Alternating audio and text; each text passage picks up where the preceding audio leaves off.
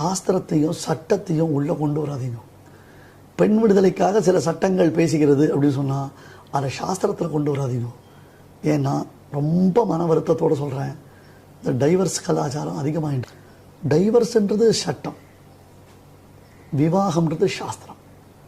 சாஸ்திரியமான நடந்த விவாகத்திற்கு சட்ட ரீதியான சமாதானம் சொல்லக்கூடாது. நான் சட்டத்தையும் மதிக்கணுன்றேன், சாஸ்திரத்தையும் மதிக்கணுன்றேன்.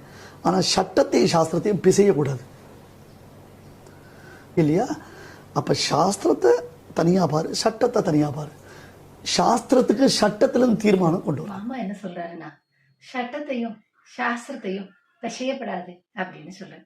சாஸ்திரப்படி கல்யாணம் பண்ணிட்டு புருஷன் சரியில்லைன்னு சட்டப்படி விவாகரத்து பொம்னாட்டிகள் கேட்கவே படாது அப்படின்னு சொல்றாரு.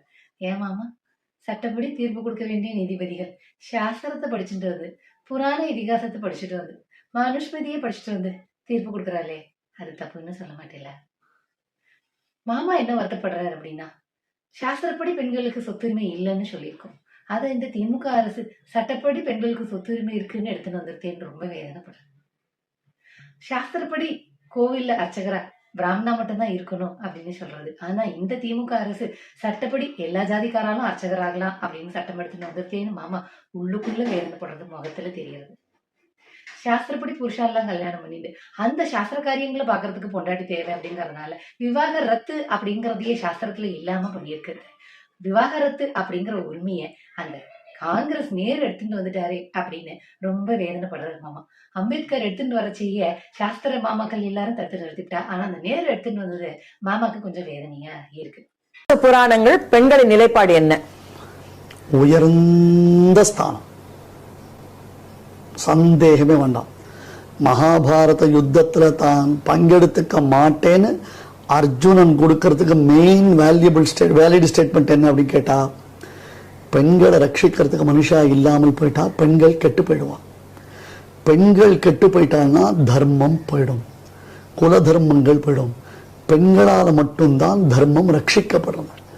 ஆகையால ஒரு குலத்துல இருந்த ஆண்மகனுக்கு ஆபத்து நேரிட்டது என்றால் அந்த குலத்தில் உள்ள பெண்கள் தவறான பாதைக்கு தள்ளப்படுவார்கள். இந்த கார்த்திவீர்யார்ஜுன கொன்னாச்சு பரசுராமர்.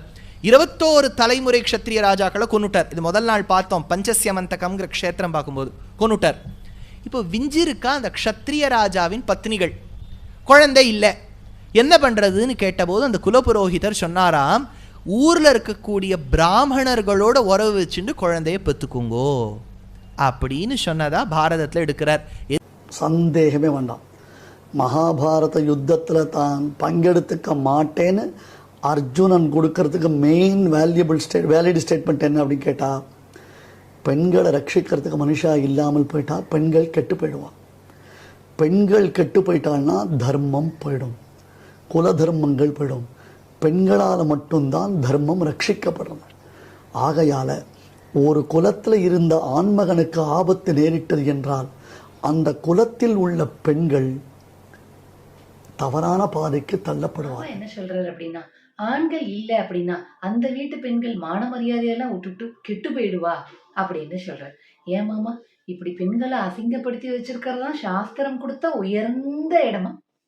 கைத்தொழில் செய்து பெண்கள் தங்களை காப்பாத்திக்க மாட்டாளா, ஜீவனத்தை நடத்திக்க மாட்டாளா? அப்படி பழைத்து கொண்டிருக்கக்கூடிய பெண்களை கூட வேற ஆண்கள் கெடுத்து விடுவான் அப்படிங்கிறதையும், அப்படி கெடுக்கிற ஆண்களோட தான் அறுத்து போடணும் அப்படிங்கிறதையும் இந்த மாமா சொல்ல மறந்துட்டேன். மாமா, சாஸ்திரம் பெண்களை அசிங்கப்படுத்தி வச்சிருக்கு. ஆனா தமிழ்நாட்டுல பெண்களுக்கு சட்டத்திட்டம் அப்படிங்கிறது ரொம்ப கௌரவப்படுத்தி வச்சிருக்கிறது. பெண்களுக்கு சொத்துரிமை கொடுத்திருக்கு, பெண்களுக்கு இடஒதுக்கீடு கொடுத்திருக்கு, பெண்களுக்கு கல்வியில் முன்னுரிமை கொடுத்திருக்கு, பெண்களுக்கு உரிமை தொகை கொடுத்திருக்கு, பெண்களுக்கு புதுமை பெண் திட்டம் கொடுத்திருக்கு, பெண்களுக்கு விடியல் பயணம் திட்டம் கொடுத்திருக்கு. அதனால சாஸ்திரம் அசிங்கப்படுத்தி வச்ச பெண்களை திராவிட மாடல் அப்படிங்கறது கௌரவப்படுத்தி வச்சிருக்கு மாமா.